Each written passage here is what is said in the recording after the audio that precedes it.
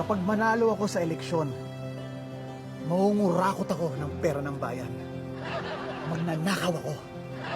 Pero at least, honest ako.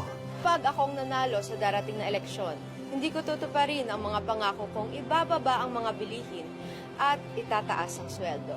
Dahil nambobola lang ako para manalo. Pero, at least honest ako.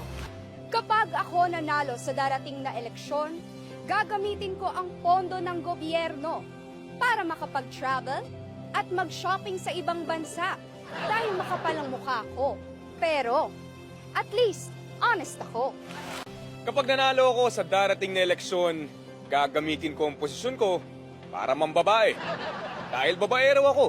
Pero, at least, honest ako. Kapag nanalo ako sa darating na eleksyon, bibigyan ko ng puwesto sa gobyerno ang lahat ng mga kamag-anak at kaibigan ko.